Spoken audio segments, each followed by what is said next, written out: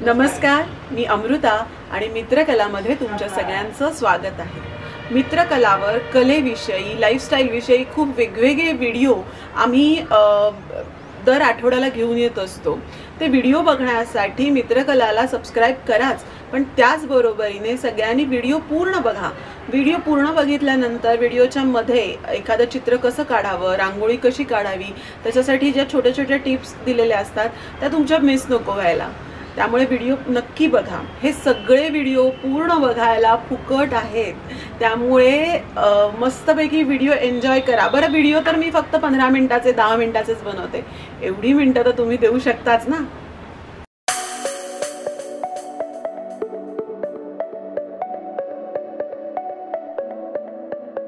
संक्रांतीसाठी 3D रांगोळी भाग 2.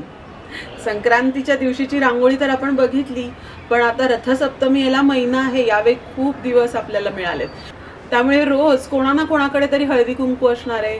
प्रत्येक जण आपापल्या दारात छान छान रांगोळी काढणार आहे. तुम्हाला पण कॉम्पिटिशन करायचे ना, तुमची रांगोळी पण वेगळी आहा झाली पाहिजे ना. यासाठी ही पुढची रांगोळी सुद्धा नक्की बघा. रांगोळी कशी वाटते हे मला सांगा. याच्यातले कुठलेही रंग तुम्ही तुमच्या मनाप्रमाणे बदलू शकता.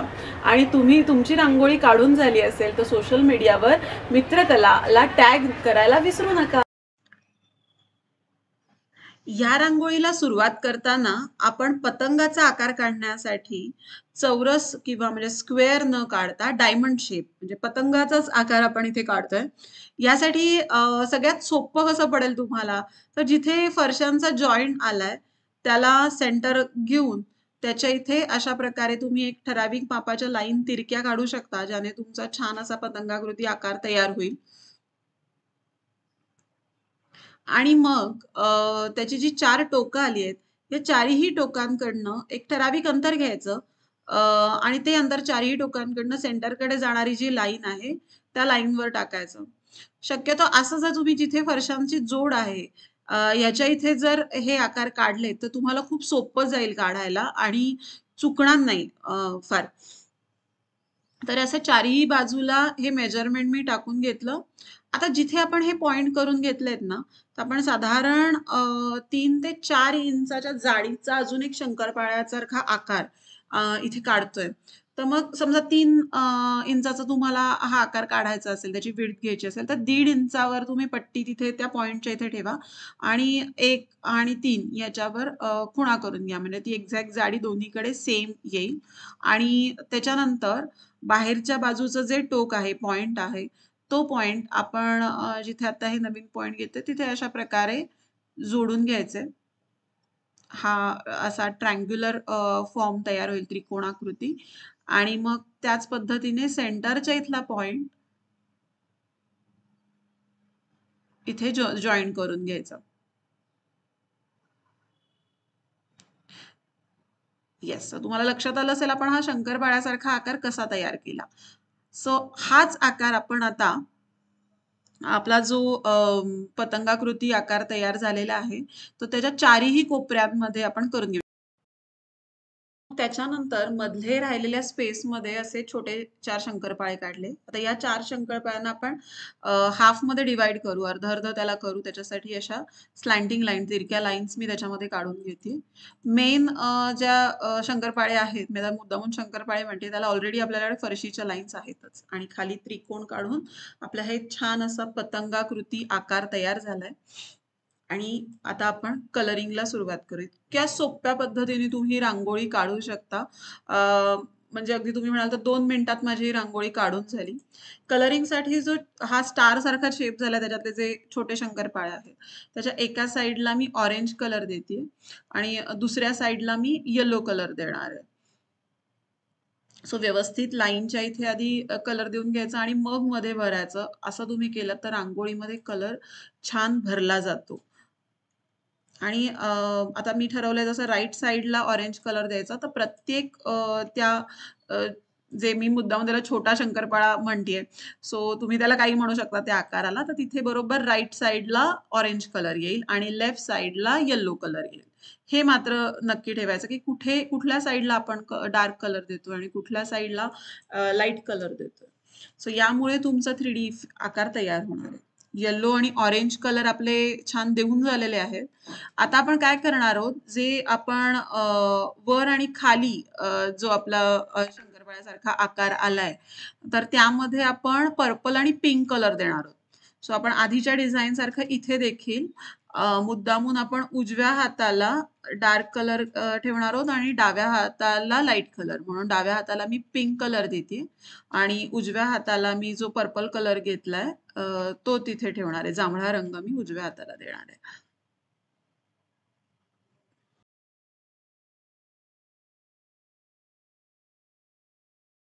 कलर निवडताना ना कुठलेही कलर तुम्ही घेऊ शकता, पण त्याच्यामध्ये लाईट आणि डार्क शेडचा छान कॉन्ट्रास्ट असला पाहिजे.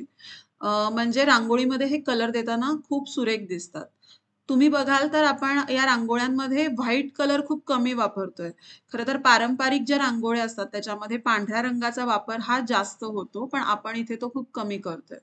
आता उरलेले जे 2 भाग आहेत तिथे देखील मी डार्क कलरचा हिरवा रंग आणि लाईट ग्रीन कलर असे 2 कलर तिथे देणार आहे. तिथे देखील आपण हे कायम ठेवायचंय की जी बाजू म्हणजे उजव्या बाजूला आपण डार्क कलर आणि डाव्या बाजूला लाईट कलर. हे मी परत परत सांगतेय कारण याच्यामध्ये चुकलं तर तो 3D इफेक्ट आपला येणार आहे तो येणार नाही. त्यामुळे ही गोष्ट मात्र नक्की लक्षात ठेवा.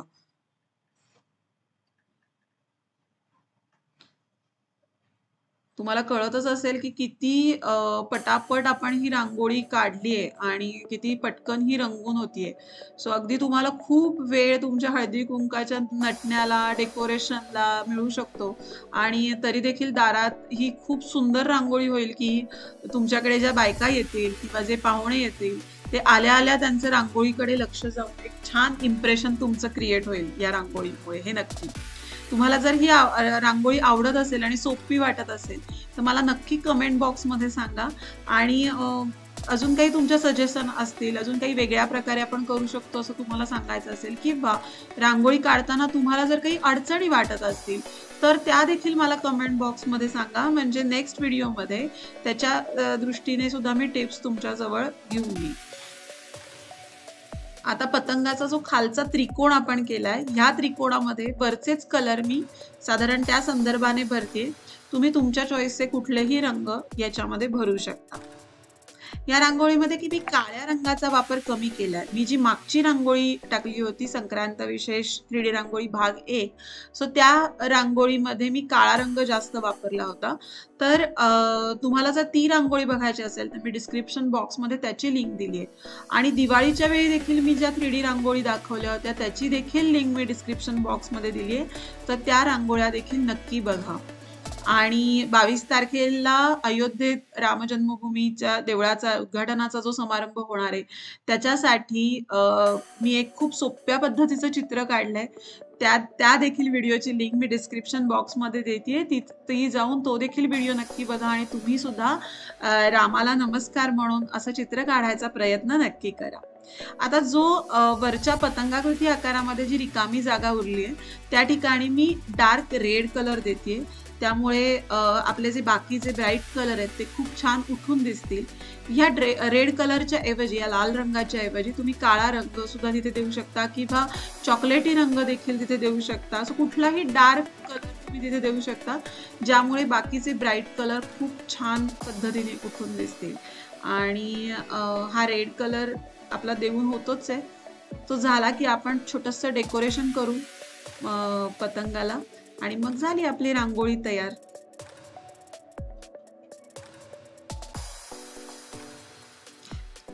सो डेकोरेशन म्हणजे काही नाही, दोन्ही टोकांना, आडव्या टोकांना मी अशा छान शेपट्या काढल्या, जशा पतंगाच्या शेपट्या असतात तशा.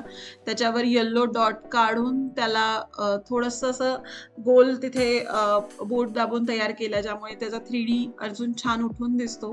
सो अशी ही मस्त रांगोळी आपली तयार झाली आहे. कशी वाटली तुम्हाला नक्की सांगा आणि लगेच लाईक करा. रांगोळी आवडली असेल तर कमेंट बॉक्समध्ये नक्की सांगा. कशी वाटली संक्रांतीसाठीची रांगोळी भाग 2? आवडली तर नक्कीच असेल तुम्हाला. अशाच वेगवेगळ्या कला आपण मित्रकला चॅनलवर घेऊन येऊया. आता अजून एक सरप्राईज आहे. मित्रकला चॅनल या आठवड्यात रविवारी लाईव्ह येणार आहे आणि त्यामध्ये तुम्हाला मुंबईतल्या खूप छान छान इव्हेंट्स बघायला मिळणार आहेत. त्यामुळे मित्रकलाला सबस्क्राईब केलं नसेल तर लगेच करा, कारण जेव्हा आम्ही लाईव्ह जाऊ तेव्हा तुम्हाला नोटिफिकेशन येईल. तसंच दर आठवड्याला वेगवेगळे विषय घेऊन आपण भेटत राहूया. छान छान कला साकारत राहा. मित्रकलाला सबस्क्राईब करा. धन्यवाद.